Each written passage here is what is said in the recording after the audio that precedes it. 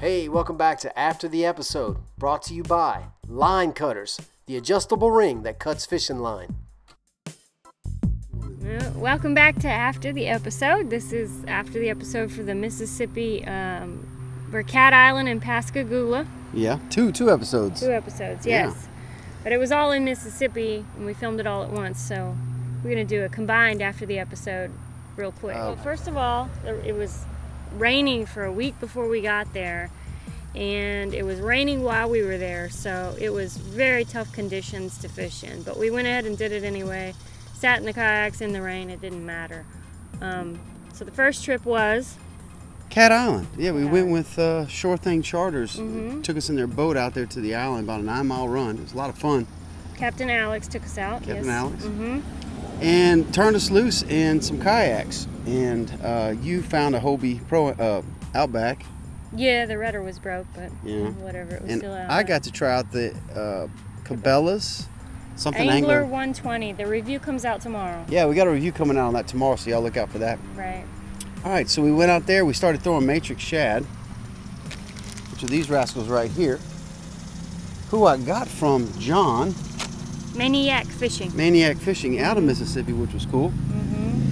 And we caught some trout, and we had fun milling around back there, and it was just an awesome day in a very remote location. Yeah, it was. It was very peaceful. Even though we were dodging rainstorms, it was still really peaceful, really quiet, very secluded. And they filmed that movie out there, and you beat me with the stick. That was cool. Yeah. Yeah. That was awesome. $700 movie prop. That was funny. But we had some gumbo. That was a oh man, we did some eating out there. Good turning point. Put on camera.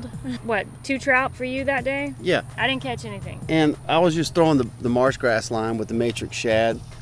I was using kind of a chartreuse color, but these things have a lot of wobble to them, and I've been having a lot of luck with them lately. You're going to see more of them. Yeah. So then we moved on. Next morning. The next morning. We're still raining. Still raining. But when Tori picked us up, she said it showed that it would stay off enough for us to at least get on the water. So we headed out to Mossy Point, Pascagoula area. Yeah, Pascagoula, out in the marsh. How about those kayaks? We were loaned a couple of Jackson surf kayaks. They were Jackson Riviera. 11.5 feet. No scupper holes, no rod holders, but they floated, so we were grateful. Yeah, absolutely. They hauled booty. They were fast. Surprisingly fast, yeah. Yeah, they just took on water. They took on water, and there wasn't much place for gear, but we made it happen. Heck yeah, we did. We're versatile. Mr. Charlie took us out that day. Yeah, we'd like to thank Mr. Charlie for taking us around that day. He knew his stuff in that area. Yeah. And one thing he was doing that I never seen done before was he was throwing a bass bait called a baby 1 minus or -1 baby -1. Mann's bait. It's a Mann's lure, and this is it right here. You want to talk to him now? He was fascinated with the way that was working. And Mr. Charlie was using like light tackle too, 6-pound test, a 1,000 reel, and he was running that little thing on the top, and then he was dragging it down, right? Yeah. And it worked.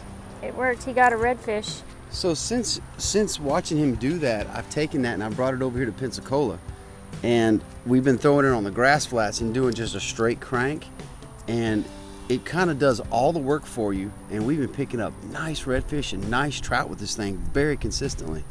I've never worked a jerkbait underwater. This thing, it just works it for you. You just reel it straight in, and it goes down about 1 foot and wobbles, and whack, they kill it. So I'm enjoying that baby -1 by Mann's. It's going to be a standard in my box.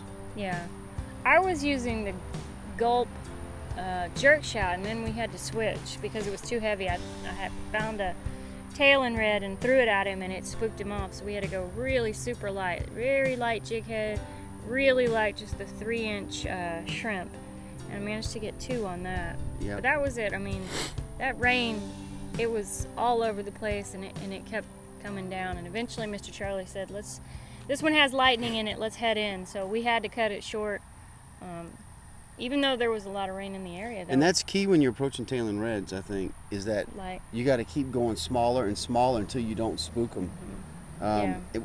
With the fly fishing, we would go down to a tiny little shrimp pattern that you could barely see, and they would pick it up when they get spooky like that. So keep going smaller, eventually go down to a gulp with a worm hook and no lead head. That's what I do.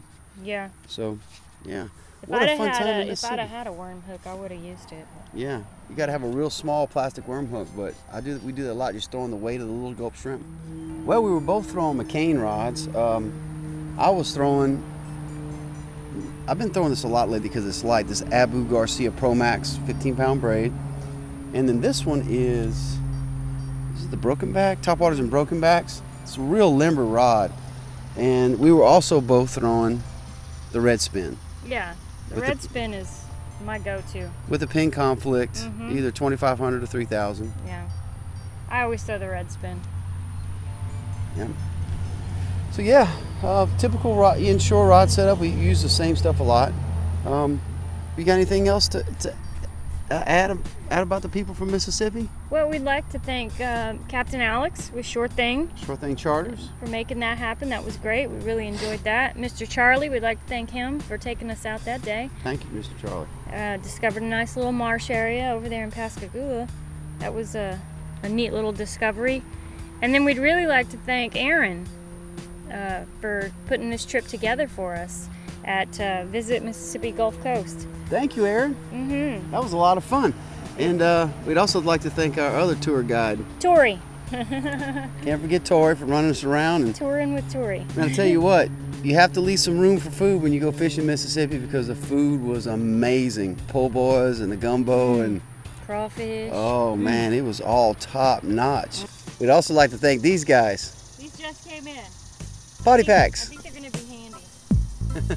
Yeah, man, we're gonna keep those handy because we run around so much, you never know when you're gonna need that. Thanks a lot. Few in our boats. Yeah. Hey, well, thanks a lot for watching Linecutterz After the episode.